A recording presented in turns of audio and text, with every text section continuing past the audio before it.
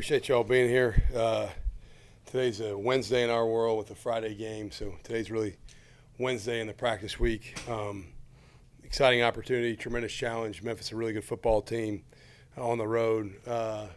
They're really talented and well coached, and so we got our work cut out for us. We got to respond.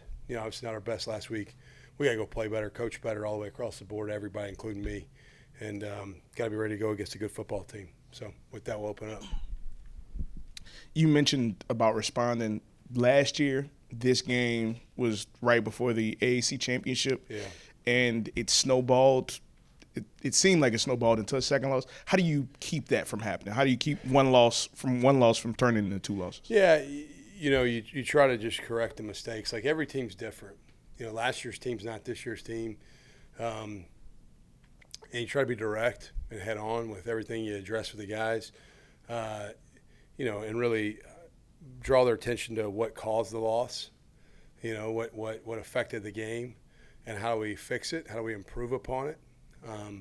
And so just really draw attention to that. And I talked to them about, like, man, every week in our world, it can go good at the end of the game or it can be bad at the end of the game. And it's incumbent upon all of us to do everything we can to try to at least play the right way, prepare the right way, and the scoreboard takes care of itself. And I don't like losing at all. I mean, I've made that very clear. Everybody knows me. I'm ultra competitive, but I care just as much about how we do things, and is the process right? What was challenging last week, I thought we practiced pretty good, and just didn't play good, and so that's sometimes a mystery because you watch your guys work through the week and you're like, all right, this feels pretty good. The energy's good. The detail's good. And we just didn't play that way. So maybe it'll be the other way this week because defense practiced pretty average yesterday and it started out pretty average today. And it got better as the day went, so maybe they'll play great. But offensively, been a good week of work. But just trying to get the guys to be focused on what's right in front of them. Don't worry about what's behind you. I tell people all the time, when you live in the past, you usually have regret. When you live in the future, you usually have anxiety. Just be where you are. Like, no regrets, no anxiety. Just be in the moment. To that point, do you have to bring up or do you bring up, like, hey, all of our goals are still in front of us, right? Yeah, I mean, I've told the team, everybody in the conference has a loss in the league. This is a very competitive league. And so I've hit on that. I mean, there's a lot left to play for. I don't make too big of a deal out of it. It's more about just trying to get us to prepare our best, play our best for each opportunity. We brush over the fact of where things stand, but I don't like to live in, hey, this is the scenario completely, because I don't know that really helps us prepare the right way. Memphis looks very different as far as maybe some of their stars on offense, but they're still really explosive. What allows them to be that way? Well, they're talented. They got a good O-line. It's athletic and works well together. The quarterback, he's kind of the straw that stirs the drink, if you will. I mean, he's the guy that makes it all happen. Got a lot of good players around him, but he's a special talent, good football player. Throws it well, runs it well, dual threat guy. I got a lot of respect for how he plays. The runners are, I think, elite. I think all three of their backs, Sutton Smith and 13 was really good against us last year. 5 and 13 are good players. And then the Pleasant kid that transferred from Middle Tennessee State, we tried to recruit him here. He had 3 touchdowns last week. He's not even listed on their depth chart. When they pass out a depth chart in their game notes, he's not even on it. He had 3 touchdowns last week. So, I mean, they're talented. And then the receivers are good. This number 4, it's got great rapport with the quarterback. They were at Nevada together. You can tell that there's a lot of confidence in him. And they got other good receivers as well. And then tight ends are effective. I mean, offensively, they're explosive. They got talent. They're one of those teams you watch them, you're like, okay, it's not really a weakness. I mean, there's a lot of strengths. So we've got to go play much better on defense for sure. What does that extra day look like for you all as far as prep goes? Yeah, so it's a good question. So Friday, because we got back later, right? We got back to the facility here, I don't know, 3-something in the morning. So really Friday, because it's such a late travel day, Friday's kind of a wash. You're just trying to get guys to make sure they go to class in the afternoon and they come into the training room and check in for any bumps or bruises they got.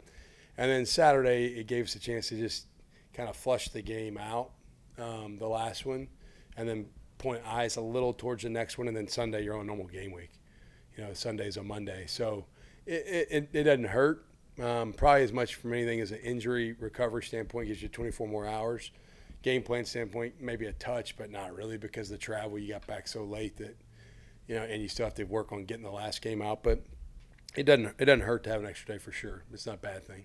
I know we asked this with Army too about two totally different teams as opposed to the championship game from last year. But for guys that did get valuable reps that played in this Memphis game, how do they prepare and maybe their mindset as well?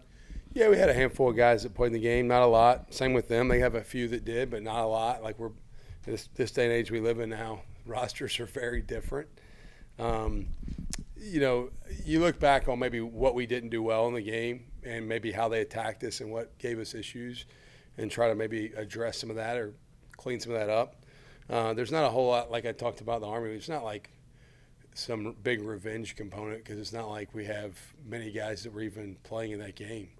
I mean, I think there's 5 guys on our roster that started in that game maybe. So maybe 5. So it's a very different group. Over half the room wasn't on the team when we played this game last year.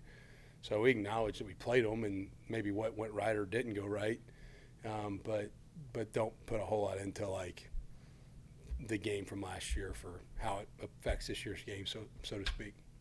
I don't know if this was asked already, but the UTSA quarterback, he got the ball out so fast that the pass rush was just a non-factor. Knowing that Brendan Lewis might hold on a little longer and also being more of a dual threat, what's really the emphasis for the pass rush this week?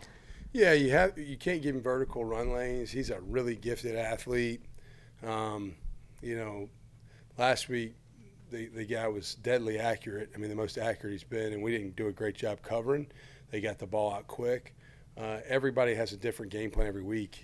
Sometimes you go into a game and you think you're going to get something, and then you play the game and you get something a little different than what you've seen them do before. What Memphis does well is they distribute the football well from the quarterback position to the receivers, the pass catchers, and they run it really, really good, including the quarterback. So in regards to what their protection plan will look like, it may be different than what they've shown, but we can't. He's so athletic that you can't give him vertical seams immediately, and then on the perimeter we got to make sure we leverage him the right way and don't let him get loose, if you will.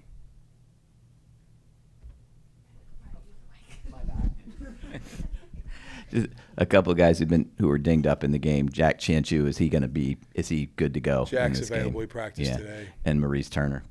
Mo's probably doubtful. I don't know for sure yet, but yeah, Jack's good. Mo, I don't know for sure. I don't feel great about it. That it? Awesome. Appreciate y'all. Thanks for being here.